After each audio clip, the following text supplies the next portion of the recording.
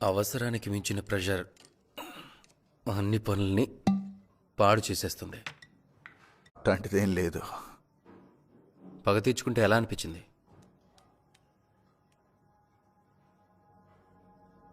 నాకు అర్థమై ఉండలా. ఏం తెలుసుకోవాలనుకుంటున్నానంటే భరత్, మనిషి పగ తీర్చుకున్న తర్వాత తన ఫీలింగ్ ఎలా ఉంటుందని. నాకు తెలుసు గోలుని నువ్వే మాయం చేశావని. నాతోనే అబద్ధం చెప్పేశావు. నీతో అబద్ధం ఎందుకు చెప్తాను? భరత్, నువ్వు చిన్న పగను తీర్చుకున్నందుకు నేను సంతోషపడ్డా. కానీ ఈ విషయాన్ని నా నుంచి తెచ్చి నా పొజిషన్ని వీక్ చేసేశావు. రే, నువ్వు నాకు ప్రామిస్ చేశావు నా పని పూర్తయ్యేంత వరకు నాకు తోడుగా నాతో పాటే ఉంటానని. చూడు శరద్, ఈ కొత్త డ్రామా ఏందో నాకేం అర్థం కాకుండా ఉన్నది. అందుకనే నీకు ఆఖరిసారి వార్నింగ్ ఇస్తాడా.